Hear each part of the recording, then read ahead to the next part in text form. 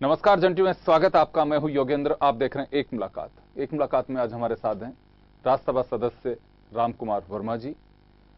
वर्मा साहब, आपका जंटी में बहुत बहुत स्वागत है। Thank you. वर्मा साहब, सबसे पहले तो मैं जानना चाहूंगा कि जहां मुझे पता चला कि दौसा के एक छोटे से गांव से दिल्ली के यानी कि लोकतंत्र के सर्वोच्च सदन तक आपका जो यात्रा रही, उसके बारे में। यात्रा बड़ी सरल है। सरल यूँ कहूँगा कि मैं छोटे से गांव के अंदर जन्म लिया, दौसा जिले में, जैसा आपने बताया है। गड़दुबी गांव है, बड़ा बैकवर्ड है, स्कूल भी नहीं, उससे प्राइमरी 4th तक की एजुकेशन ली। सेकेंडरी बडियाल कला स्कूल से मैंने सेकेंडरी किया और उसके बाद में मैं राजगढ़ कॉलेज से ग्रेजुएशन करने के बाद आर कॉलेज अलवर से मैंने पीजी किया। इस सफ़र के अंदर मैंने जो अनुभव किया कि मेरा बचपन से ये था कि मैं स्टडी के प्रति, अध्ययन के प्रति, क्योंकि मेरे गुरुजी थे रामजीलाल जी मिश्रा, वो कहा करते थे कि बाबा इस बच्चे को पढ़ाना, ये पढ़ने में ठीक है और विद्या सबसे बड़ी होती है, इसको कोई बटाता नहीं है, ये चाहे विद्या के आधार पर सब कुछ हो सकता है। उसी को मैंने प्रेरणा का एक स्रोत माना। इसके बाद में ये भी मेरे साथ में रहा कि अब्राहम लिंकन जैसे लक्कड़हारे के और लक्कड़ करने के व्यक्ति अगर कुछ कर सकते तो हम कुछ आगे बढ़ सकते हैं। बिल्कुल एक प्रेरणा के स्रोत रहे और उसी का रिजल्ट था कि मैं अत्यंत गरीबी में पैदा हुआ। और ये सोचोगे कि आप बता दो, you will be surprise to know कि 12 बहन भाई हम कुल मिलाकर के 1971-73 तक 12 बहन भाई, उसमें सबसे बड़ा मैं होना। पारिवारिक जिम्मेदारियां भी तो उनको निभाते हुए और पूरा बड़ा भाई होने के नाते एक मजदूर मेरे पिताजी थे, उनकी जो इनकम थी वो बड़ी कम थी, उसको करते हुए हमने मितव्ययता से कार्य किया, सादगी से रहे और कोशिश करी कि हम एजुकेशन मिले। उसी का रिजल्ट है कि मैं आने के बाद में जो ही मैं निकला तो मैंने बडियाल कला स्कूल को टॉप किया, उससे मुझे प्रोत्साहन मिला। फिर मैंने राजगढ़ कॉलेज में आया तो इकोनॉमिक सब्जेक्ट में मैंने टॉप किया। उसी से मैंने आर कॉलेज अच्छे नंबरों से पास किया और उसके अलावा लेक्चरशिप भी ज्वाइन किया। लेकिन परमानेंट जॉब के लिए मैंने पीएनटी के अंदर ज्वाइन किया। रिजर्व बैंक ऑफ इंडिया में 1980 में आया और उसी में एक नोट एग्जामिनर के पद से मैंने स्टार्ट किया। तो मेरिटोरियस के आधार पर सिलेक्शन और मेरिट टेस्ट होता है, इसमें दोहराई नहीं है। उसी के बाद में मैंने सीनियर मैनेजर तक के, अधिकारी तक के प्रमोशन लिए। आगे प्रमोशन नहीं लिए क्योंकि ट्रांसफरेबल जॉब होता है। तो इस तरह से मैंने रिजर्व बैंक ऑफ इंडिया की अगस्त 2015 तक की मैंने सर्विस करी। सर्विस के दौरान मैंने बहुत रिजर्व बैंक ऑफ इंडिया का वर्क था वो भी किया। साथ में मैं सोशल इश्यूज की मैं बात करूं तो रिजर्व बैंक ऑफ इंडिया में 1980 के बाद आने के बाद में 1985-86 से all India reserve bank SC/ST Buddhist employees federation एक संगठन था जी। मैंने उसके साथ भी किया, ट्रेड यूनियन के साथ भी काम कुछ दिन किया। फिर देखा कि इस संगठन में काम करना चाहिए, कुछ इश्यूज है, उससे मैं जुड़ा। 1985-86 से कंटिन्यू जुड़ने के बाद में मैंने उस संगठन में ऑल इंडिया में, चूंकि साउथ के, बॉम्बे बेस्ड, महाराष्ट्र के लोग इसमें थे, उसमें एक मैंने एग्जीक्यूटिव मेंबर सेंट्रल बॉडी में रहने के बाद में organize secretary, additional general secretary और उसके बाद में 2001 में ऑल इंडिया जनरल सेक्रेटरी, जो कि एक ही पोस्ट होती है, उसको मैंने होल्ड किया। और होल्ड किया मैंने अगस्त 2015 तक।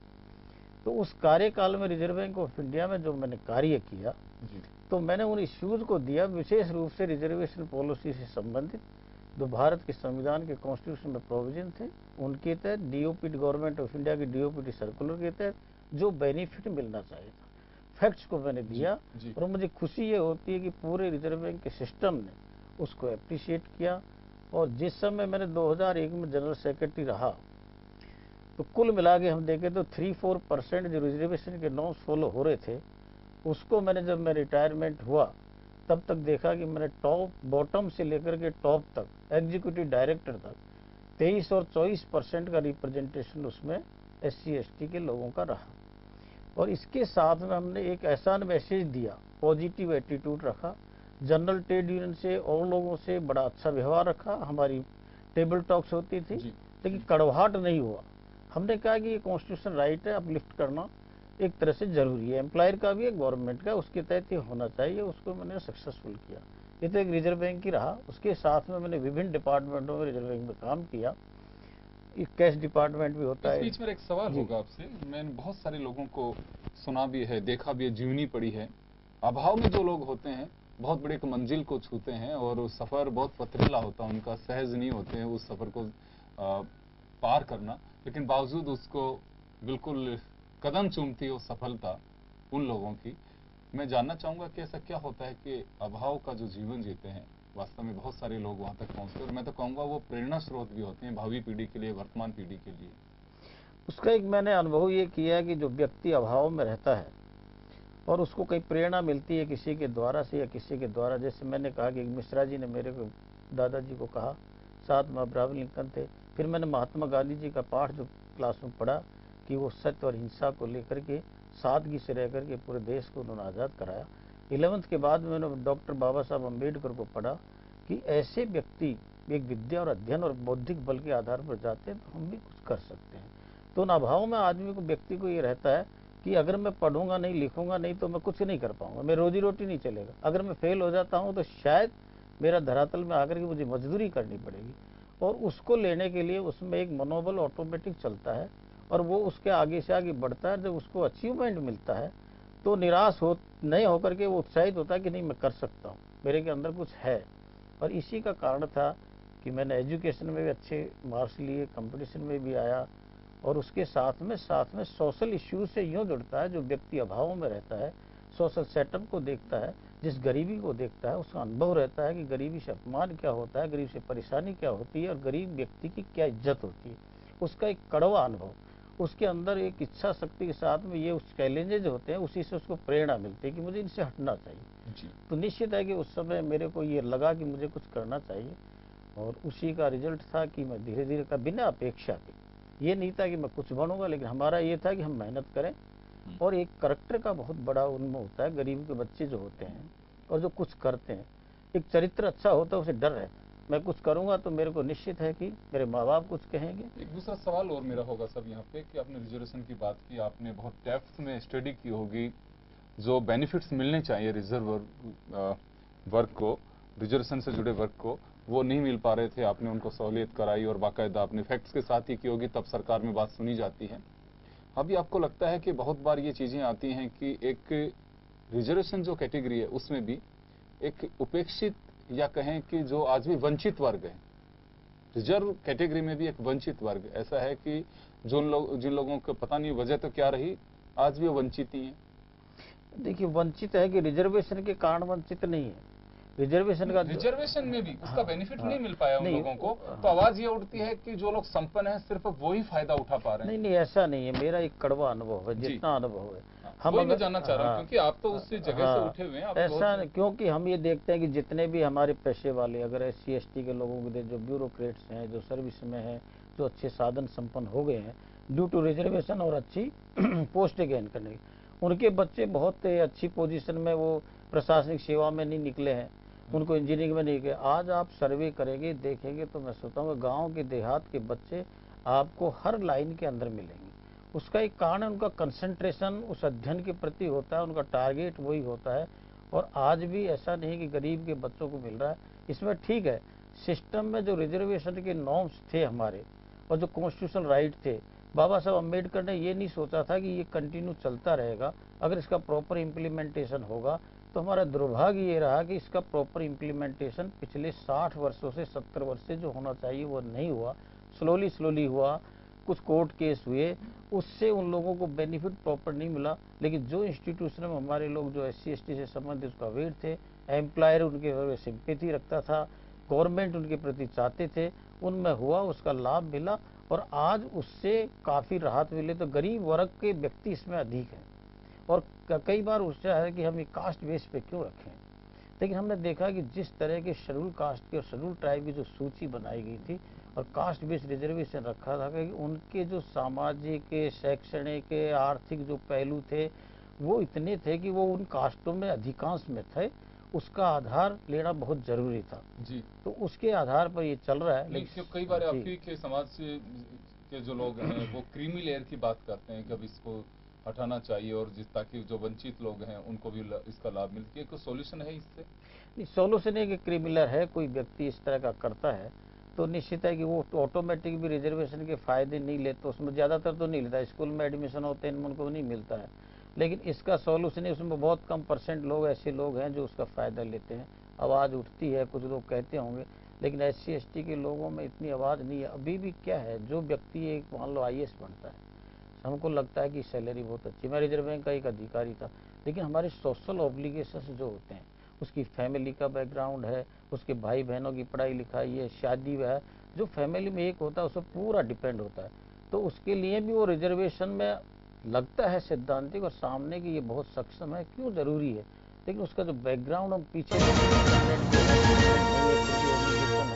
उनके कारण से उसकी स्थिति बहुत ज़्यादा नहीं होती है। कुछ परसेंट हो सकता है कि अच्छे हैं, इसमें दोहराई नहीं है, तो वो अपने आप अपने बिजनेस में सेट होते हैं, वो रिजर्वेशन का फ़ायदा भी नहीं ले पाते हैं। बिजनेस में वो ले लेंगे तो ठीक है, बिजनेस लाइन होगी, उससे प्रेरणा मिलेगी, लोग भी कुछ करेंगे, तो ये है कॉन्सेप्ट। बहुत सारी योजनाओं का ये होता है कि पंक्ति में खड़े अंतिम व्यक्ति को उसका लाभ मिलना चाहिए, टॉप टू बॉटम। जी जी जी, लेकिन अभी आपको लगता है कि वो सब लाभ वास्तव में एक वंचित वर्ग के लोगों को मिलना चाहिए, पूरी तरह से मिल पा रहा है? हाँ, मिलना चाहिए। और इस तरह से जो कि जैसा भी हमारा 5 ईयर हमारी जो प्लान बनी, सारा उसका पीछा, हमारा जो इकोनॉमी का सेटअप था, हमने मिक्स इकोनॉमी अडॉप्ट की कि हमारे पूंजीवाद को भी मिक्स किया और समाजवाद को भी हमारा होगा, जिसमें पब्लिक सेक्टर भी होगा, प्राइवेट भी होगा। लेकिन गवर्नमेंट ऑफ जो भी हमारी सरकारें रही हों, पार्टियां, उनके द्वारा जो गवर्नमेंट स्पॉन्सर्ड स्कीम बहुत ज़्यादा हुई थी, लेकिन दुर्भाग्य ये था कि जो हमारा ब्यूरोक्रेट था, जो सिस्टम था, उसके अंदर उनका प्रॉपर इम्प्लीमेंटेशन, जो अंतिम दौर पर किनारे पर बैठा व्यक्ति उसको नहीं मिल रहा था। इस कारण से ये वर्षों से चलता चलता जो करप्शन इतना बढ़ गया कि हर व्यक्ति जो स्टेज पर बैठा था वो सोचता था कि ये सरकारी पैसा है, इससे मुझे कुछ मिलना चाहिए। ये एक मानसिक ये नहीं बनी कि ये पैसा जिसके लिए उसको दिया जाना चाहिए।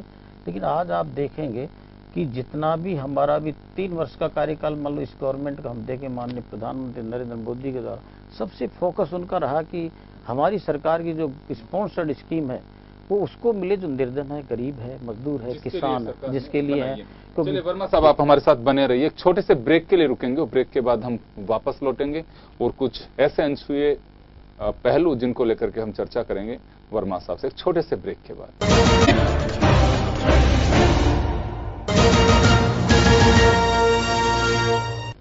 ब्रेक के बाद एक बार फिर आपका स्वागत है। आप देख रहे हैं एक मुलाकात, और एक मुलाकात में हमारे साथ हैं सांसद रामकुमार वर्मा साहब। वर्मा साहब, हम वंचित वर्ग की और इनकी बात कर रहे थे। मैं एक छोटा सा सवाल जानना चाहूंगा कि रिजर्व बैंक से आप रिटायर हुए, सोशल सेक्टर में आपकी काफी झुकाव रहा, आप जो एक प्रतिष्ठित और बड़ा एक ऑर्गेनाइजेशन है doctor Ambedkar memorial welfare society, बताया जाए कि राजस्थान का सबसे बड़ा शायद SC वर्ग के लिए वेलफेयर का काम करने वाला संगठन है, जिसके बाकायदा आप चुने हुए वाइस प्रेसिडेंट रहे हैं और यहीं से आप राज्यसभा में भी गए हैं ये इस पद पे रहते हुए। राज्यसभा का मैं सफर जानना चाहूंगा कि कैसे आप तक बीजेपी के लोग पहुंचे या आपने संपर्क किया, कभी आपका जो ये मैं पूरा ये सीनियर आपका जो चर्चा का विषय रहा, इसमें कहीं कोई राजनीतिक दल का जिक्र नहीं किया, तो अचानक कैसे रहा ये सारा? है, ये दोहराई भी नहीं, इसमें संदेह भी नहीं है कि मैंने कोई डायरेक्ट राजनीतिक पार्टी का किसी तरह से वो नहीं लिया, क्योंकि मैं एक तो बैंक का अधिकारी था जी, लेकिन चूंकि मेरे साथ में doctor Ambedkar memorial welfare society जो राजस्थान की सुप्रीम बॉडी है, जिसमें पूरे ब्यूरोक्रेट्स हैं, पॉलिटिशियंस हैं, जिसमें हमारा मध्यम क्लास भी जुड़ा है, उसको मैंने 1980 से विभिन्न पदों पर रहते हुए, जनरल सेक्रेटरी के रूप में भी रहते हुए सीनियर वाइस प्रेसिडेंट में मैं लास्ट तक रहा हूँ। तो उसमें जो मैंने काम किया, मैं ये समझता हूँ कि जो मैंने वो काम किया ऑल इंडिया रिजर्व बैंक के SC ST के इश्यूज के डाउन टोडन क्लास के लिए जो मैंने काम किया, एक सामाजिक संगठन था जो सामाजिक है उसमें मैंने काम किया, उन पहलुओं से, क्योंकि गवर्नमेंट का जो भी पॉजिटिव काम किया, किसी भी, चाहे वो चीफ मिनिस्टर कोई भी रहा हो, प्रधानमंत्री कोई भी रहा हो, गवर्नमेंट जिन इश्यूज पे, जिन्हें गवर्नमेंट स्पॉन्सर्ड स्कीम के अंदर पॉजिटिव जो एस्पेक्ट देखा गया, उसको मैंने जन जन तक पहुंचाने की कोशिश करी इन संगठनों के माध्यम से, हमारी कमेटी के माध्यम से। मैं यही समझता हूं कि उसको आज की राजनीति में एक परिवर्तन समझता हूं कि मेरा जैसा एक साधारण व्यक्ति योग्य है, योग्य हो सकता है। साधारण व्यक्ति पहले भी बहुत योग्य थे, जिसके अंदर एक करिकुलर है, सारा है, लेकिन आज की राजनीति में एक परिवर्तन ये देखा, जो व्यक्ति साधारण परिवार का है लेकिन योग्यता रखता है, सामाजिक सरोकार के इश्यूज से उसका संबंध है और वो दिल दिमाग से उनकी प्रति इतना संवेदनशील है, कुछ करना चाहता है, तो उसको स्थान दिया। और उसी के कारण से मैं समझता हूँ कि भारतीय जनता पार्टी ने जो कि मैं डायरेक्ट नहीं है उनकी, ठीक है, जो अच्छे कार्य थे उनके लिए हम सहयोगी रहे हैं जब भी है। उन्होंने मेरे को इस तरह से यहाँ की माननीय श्रीमती वसुंधरा राजे जी ने एनालिस किया, उसके साथ में सेंटर को उन्होंने भेजा होगा, और मुझे एकदम ऐसा लगा कि जब सूचनाएं मिली तो मैं भी सोचा कि होगा क्या है इसमें। मैंने इसको फिर मुझे भी सरप्राइज हुआ। सरप्राइज बात का हुआ कि इस देश में जिस तरह का मैं सुन रहा था कि इतना भ्रष्टाचार है कि राज्यसभा का व्यक्ति करोड़ों का आसामी बन सकता है, या सीनियर मोस्ट वेल्शियन बन सकता है, या उसके अंदर स्टार बनते हैं, आम आदमी का उसमें कभी सिलेक्शन नहीं होता। चयन कैसे हुआ? बीजेपी से जुड़े हुए आप रहे कि बीजेपी ने आपसे संपर्क किया? नहीं, बीजेपी से मैं जुड़ा हुआ डायरेक्ट नहीं रहा, न रहने का वो प्रश्न भी नहीं उठता था, लेकिन बीजेपी पार्टी ने ऐसे लोगों का एनालिसिस किया, उसमें मैं भी एक आया, मेरा सौभाग्य था, और उन्होंने अपने आप में मेरे को एक सूचना दी कि आइए हम बात करते हैं और हम आपकी इश्यूज पे बात करना चाहते हैं। उन्होंने मेरे से बात करी, बात करने के बाद में मेरी स्थिति बताई, मुझे तो ये मालूम था कि ये बात क्यों की जा रही है। उसके बाद में उन्होंने मैसेज दिया कि हम आपको एक राज्यसभा का सांसद के रूप में हम नामित करना चाह रहे हैं और कर रहे हैं। हमने यही कहा कि मेरा इश्यूज ये रहे, मेरी बैकग्राउंड ये रही है। निश्चित है कि पार्टी ने बहुत बड़ा निर्णय लिया, तो मुझे भी एक अच्छा लग रहा है कि साधारण व्यक्ति को दिया।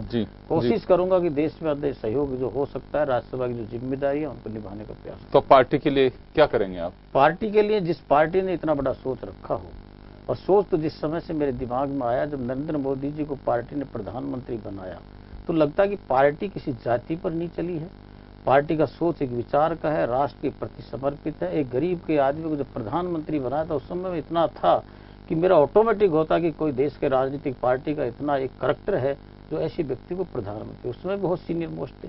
इसी तरह से बीच में जब हमको आया तो मेरा ये परम कर्तव्य हो जाता है कि और आज की उनकी जो योजनाएं है, पार्टी का जो मिशन है, पार्टी का जो विचार है, इसका हम रिजल्ट देख रहे हैं, गरीब लोग जुड़ रहे हैं, उनकी योजनाओं का फायदा मिल रहा है, टेक्नोलॉजी को अडॉप्ट किया है, करप्शन को बीच में खत्म करने के लिए बहुत सारे उन्होंने डिसीजन लिए, चाहे डिमोनेटाइजेशन है, चाहे बेनामी संपत्ति का डिसीजन है, चाहे जिस तरह का ही।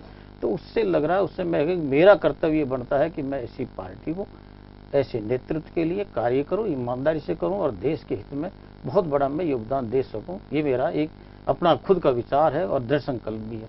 जी, एक बात तो ये आती है, अभी देश की बात करें तो हो राष्ट्रपति चुनाव को लेकर के भी कैंडिडेट कोई भी डिक्लेयर किया जाता है, लेकिन ये चर्चाओं में क्यों रहता है कि अमुक व्यक्ति को डिक्लेयर किया तो वो कास्ट कार्ड ये चलेगा, या इसको डिक्लेयर किया तो इसका कार्ड ये चलेगा। कहीं कोई राजनीतिक दलों में सोच होती है कि वोट बैंक का एक प्रभाव उस पर रहता हो? वजह क्या है कि ऐसे चर्चाएं क्यों जन्म लेती हैं? देखिए, भारतीय जो हमारी राजनीति का जो इस तरह का वातावरण है, और हम देखते हैं क्योंकि हमारी जाति व्यवस्था है, वर्ण व्यवस्था है, बहुत सारे इश्यूज हैं, उसके आधार पर बहुत सारे चुनाव भी होते हैं। लेकिन जो राष्ट्रपति जी का चुनाव हुआ उसमें ये कहते हैं कि इसमें कास्ट बेस को देखा हो। भारतीय जनता पार्टी का जो एक विचार हुआ कि व्यक्ति किसी धर्म का हो, किसी जाति का हो, किसी परिवार का हो, अमीर हो, होना भी यही चाहिए। लेकिन कोविड का जैसे ही नाम लिया उसके बाद में तमाम सियासी गलियारों में चर्चा यही रही कि भाजपा पे जो दलित उत्पीड़न के आरोप इन दिनों लग रहे हैं, उसे पाटने के लिए कोविंद को दलित कार्ड खेल करके आगे किया गया है। नहीं, ये एक ऐसा उनको एक इश्यू नहीं है, विपक्ष के पास में कोई इश्यू नहीं है कि उनके पास में कि कुछ कहें। उन्होंने एक उनको कहना चाहिए, उनको बधाई भी दी, उन्होंने भरे मन से दी, अच्छे मन से दी, लेकिन बधाइयाँ दी है। और उन्होंने जो रामनाथ जी कोविंद का जो सिलेक्शन किया गया है, दलित कार्ड नहीं खेला गया है। इस देश के अंदर आज़ादी के बाद में, कॉन्स्टिट्यूशन के बाद में, एक्ट होने के बाद में जो एट्रोसिटीज SC ST के साथ में बहुत हुई है, मीडिया में आज चीजें आ रही हैं, पहले मीडिया में नहीं आती, इतना एक तंत्र नहीं था, टेक्नोलॉजी नहीं थी। और आज की तारीख में जो चीज आ रही है उसके प्रति गवर्नमेंट तुरंत एक्शन लेती है, और उसके लिए जो राजनीतिक हमारी पार्टियां जिनको ऊपर उठकर के राजनीतिक कार्य करना चाहिए, वो नहीं करके एक रामनाथ जी कोविंद जैसे योग्य व्यक्ति, साधारण व्यक्ति जिसके अंदर वेल क्वालिफाइड है, कोई धब्बा नहीं है, छींटाकशी नहीं है, और ये पूरे देश को गर्व है, लोगों को, अधिकांश को। कुछ एक व्यक्ति पार्टियां अब उसके बाद में दलित चेहरा उतार रहे हैं। बहन मीरा जी बहुत अच्छी हैं, योग्य हैं, सारा कुछ है, लेकिन यह सोच पहले क्यों नहीं आई थी? बाद में दलित कार्ड वो खेलना चाहते, उनको मालूम है कि कैंडिडेट हारेगा। एक ऐसी योग्य जो बहन है, ऐसी बेटी है, और ऐसे एक जगजीवन राम जी की बेटी है, उसको आप जिताने के लिए खड़ा करते ना। पहले जब आपकी सत्ता थी तो क्यों नहीं बाबू जगजीवन राम जी को बनाया, क्यों नहीं उनके लिए उनके परिवार को दिया, क्यों और दलित को इस तरह से किया? तो ये दलित कार्ड वो खेलना चाहते। लेकिन आज दलित इतना समझदार हो गया है इश्यूज के प्रति है, कौन हमारा हितैषी है, कौन नहीं था, जिन्होंने हमें बेवकूफ बनाया, जिन्होंने अंधेरे में रखा, उनको नकारेंगे, कभी भी नकारेंगे। तो मैं कहता हूं कि दलित कार्ड आज भारतीय जनता पार्टी नहीं करी, वो सम्मान दे रही है। एक छोटा सा सवाल और है मेरा आपसे कि आपने बहुत नजदीक से देखा है, सिस्टम को तो जरूर देखा है आपने, राजनीति में चाहे पांव अब आपने रखे होंगे, लेकिन एक सोशल सेक्टर में जो है एक प्रभावशाली जगह आपने अपना सम्मान बनाया है। दलितों को क्या माना जाए कि वोट बैंक की तरफ तक उपयोग किया गया है बस? ये इसमें बहुत बड़ी सत्यता है कि जब भारत देश आज़ाद हुआ और उसके बाद में कॉन्स्टिट्यूशन बना, बाबा साहब अम्बेडकर का निश्चित है कि उनमें कॉन्स्टिट्यूशन निर्माण करने में उनकी बड़ी अहम भूमिका रही। उनका ये था कि आज़ाद देश में इसका इम्प्लीमेंट होगा। लेकिन दुर्भाग्य ये रहा कि उस कांग्रेस के ज़माने से कहूँ जिन्होंने कहा कि दलित को कहा कि हम आपको सामाजिक न्याय देंगे, और सामाजिक न्याय की उस अपेक्षा में और उसमें आशा के अंदर वो अब तक चला, लेकिन उसको न्याय नहीं मिला। आज मैं कहता हूँ 70 वर्ष के अंदर अगर हम जयपुर शहर के पास के गांव में जाके देखेंगे तो दलित का जो व्यक्ति है वो आज उस गांव ग्रामीण के अंदर जो जमींदार है कैसा भी है, उसके संस्कार जो पहले थे आज उसके आप जो पानी पीने का हमें राजस्थान भाषा में हम कहते हैं कि पलेंडा होता है, उसमें वो अंगुली नहीं लगा सकता, वो उसके हाथ नहीं लगा सकता, उसके साथ बैठ नहीं सकता। तो ये दुर्भाग्य है कि दलित को कार्ड तो बनाया कि हम आपके हितैषी हैं, उन्होंने बहुजन समाज पार्टी का क्या था, दलित कार्ड पूरा खेला। एक समाज तो कुल मिलाकर के दलितों को वोट बैंक की तरह बस एक यूज किया गया है, यूज एंड थ्रो, आप ये कहना चाह रहे हैं? यूज किया गया, लेकिन अब दलित समझदार है, पढ़ा लिखा भी हो गया है, बिल्कुल समझता भी है। और आज दलितों ने चेंज किया, अपनी मानसिकता को चेंज किया कि हमारा हितैषी कौन है, सही में है। उसी कारण से आज देखो कि दलित समाज के लोग एक मुश्त होकर के जिस भाजपा के लोग जिन्होंने प्रचार कर रखा था कुप्रचार, उसको नकारा है और उनके समर्थन में जा रहे हैं और कार्य कर रहे हैं कि हमारा विकास इनसे होगा, आर्थिक विकास होगा, एजुकेशन का विकास होगा, छोटे धंधे लगाएंगे, उनके लिए बहुत सारी फैसिलिटी, चाहे वो मुद्रा बैंकिंग है, चाहे स्टैंड अप है, चाहे स्टार्टअप है, चाहे वो ग्राम उदय से लेकर के राष्ट्रीय उदय की योजना है, भामाश योजना है, प्रधानमंत्री है, उनके माध्यम से जो आज मिल रहा है तो गरीब वर्ग को ये हो गया कि कौन हितैषी है और उसका रिजल्ट मिल रहा है, प्रतिफल मिल रहा है। 3 साल में उनको इतना प्रतिफल मिला, तो आज गरीब वर्ग है जो निश्चित है वोट बैंक। में एक छोटा सा सवाल है साहब, इसमें कोई संदेह नहीं है कि दलितों ने अपनी जगह बनाई है और रिजर्वेशन आधार रहा, चाहे अपनी समझ रही, बहुत सारे लोग हैं कि जो जनरल कैटेगरी में भी आते हैं, तो ये प्रतिभा पे कोई सवाल खड़ा नहीं कर सकता। लेकिन बावजूद उसके नेशनल क्राइम रिकॉर्ड ब्यूरो की अगर हम उल्लेख करें, 15-16 तक की भी बात करें, तो दलित उत्पीड़न के मामले लगातार देश में बढ़ रहे हैं। ऐसा कोई राज्य नहीं है जिसमें गिरावट आई हो, बेशक सरकारें दावा कुछ भी करती हैं। गिरावट नहीं, उसका एक तो हमारे पास में जो डाटा आए हैं उसका है कि पहले से डाटाओं का इतना संकलन नहीं होता था जी। नहीं, अगर हम 10 साल के स्टैटिस्टिक्स को भी देखें तो उसमें भी बढ़ोतरी हो रही है लगातार, गिरावट नहीं हो रही है। बढ़ोतरी उसमें क्या हो रहा है कि आज जो एक परिवर्तन संक्रमण युग का यूं कहे कि राजनीतिक परिवर्तन, जिसमें जो सत्ता में जैसे 3 वर्ष काम कहते हैं सत्ता में आई है, दलित इश्यूज को वो पूरी रूप से प्रोटेक्शन करना चाह रहे हैं। लेकिन राजनीतिक पार्टियां सामने तो सैद्धांतिक रूप से कहेंगे हम हितैषी हैं, लेकिन उनका कभी समाधान नहीं करते। बिल्कुल, क्योंकि मैनिफेस्टो किसी राजनीतिक दल का आप देख लीजिए, उसमें मजदूर, गरीब, दलित, महिला, ये मैनिफेस्टो में जैसे स्वर्ण अक्षरों में लिखते हैं ऐसे लिखते हैं। लेकिन इम्प्लीमेंटेशन जब आप आफ्टर 5 ईयर अगर आप पूछेंगे कि क्या इन इश्यूज पे आपकी चर्चा कुछ हुई है, तो मुझे लगता है कि किसी के पास में कोई जवाब नहीं होता है। एग्जैक्टली। लेकिन अभी इस तरह का ये किया और इसी कारण से दलित उत्पीड़न बढ़ी। आज अपन छोटा सा उदाहरण ले, उज्ज्वला योजना के तहत जो हमने एक घोषणा करी, जिसमें सामान्य वर्गीय लोगों ने जो सक्षम थे उन्होंने एकदम 2 करोड़ लोगों ने सब्सिडी छोड़ी। सब्सिडी छोड़ने के बाद में 2 करोड़ से लोगों इसमें कोई संदेह नहीं है कि बिल्कुल ईंधन बचाने के लिए भी ये काफी है कि लकड़ियां जो है, और उसके बाद में SC/ST के लोग मेजोरिटी में उनको ये जो चूल्हा मिला, जो सोचते नहीं थे उनकी महिला की ये होगा। तो इस तरह की जन धन योजना। तो वर्मा साहब, क्या लगता है आपको कि सरकार की योजनाएं सीधा इफेक्ट डाल रही हैं एक जीवन पे उनके, और एक सोच बदल रही है, माना जा सकता है? बिल्कुल, इसमें कोई दोहराई नहीं है। जो हमारी जितनी भी 100 करीब योजनाएं ऐसी हैं जिसमें 50%, मोर देन 50% योजनाएं गरीबों के लिए हैं, मध्यम क्लास के लिए, उसका बेनिफिट एडवांस टेक्नोलॉजी के माध्यम से, DBT के माध्यम से है। और जो सिस्टम में एक्ट बनाए, चाहे बेनामी संपत्ति का एक्ट है, चाहे उसके बाद में हमारा ये आधार कार्ड का लिंक जोड़ रहे हैं, चाहे दूसरी चीजें, तो उसके कारण से इनको बेनिफिट मिल रहा है। और आने वाले समय में जो सिस्टम में कुछ है जी, हम नहीं कहते कि हमने करप्शन को जड़मूल से खत्म कर दिया है, लेकिन करप्शन को रोकने के लिए जो हथियार अपनाए गए हैं, चाहे हमारा डिमोनेटाइजेशन का सिस्टम है, चाहे हमने SIT का किया गया है, चाहे इसके बाद बेनामी संपत्ति का किया गया है, चाहे हमने टेक्नोलॉजी का इंट्रोड्यूस किया गया, उससे वो कम हो रहा है। वर्मा साहब, एक मेरा आखिरी सवाल है कि राजनीति में जब आप आई गए हैं, कोई ऐसा मानस नहीं था, कभी को प्रयास नहीं किए, लेकिन ईश्वर ने अगर आपको सेवा का मौका दिया है आफ्टर रिटायरमेंट भी, तो क्या सोच के चले हैं आप इस सफर में कि मुझे काश इस मंजिल तक जरूर पहुंचना है? मेरा लक्ष्य ऐसा नहीं है कि मैं कुछ बन जाऊं, मैं राज्यसभा का सांसद हूं, अपेक्षा मैंने जीवन में पहले भी नहीं की। मैंने एक ही रहा कि मेरा जो कर्तव्य है और जो मेरी जिम्मेदारी है उसको ईमानदारी से मैं पूरा करूंगा। अगर उसके प्रतिफल के रूप में ऑटोमेटिक कहीं भी सिस्टम मेरे को रिकॉग्नाइज करता है, देता है या मुझे लाभ मिलता है तो वो ठीक है, और नहीं मिलता है तो मुझे बड़ी भारी संतुष्टि है कि मैं बहुत अच्छे इश्यूज के साथ में अपनी जिम्मेदारी को पूरा कर रहा हूँ। ये मेरा जीवन रहा बचपन से लेकर के, और मैं देख रहा हूँ आज तक, तो इससे बड़ी संतुष्टि नहीं है, मेरी कोई अपेक्षा नहीं है। लेकिन ये है, मैं उम्र मेरी कुछ भी हो, लेकिन मैं ये सोचता हूँ कि जीवन में निरंतर है, मेहनत करनी चाहिए। मेहनत उनके लिए करनी चाहिए जिस तरह का मुझे दायित्व दिया है, जो सरकार अपेक्षा करती है, पार्टी अपेक्षा करती है, और नेशन के इंटरेस्ट में मैं कार्य करूँ।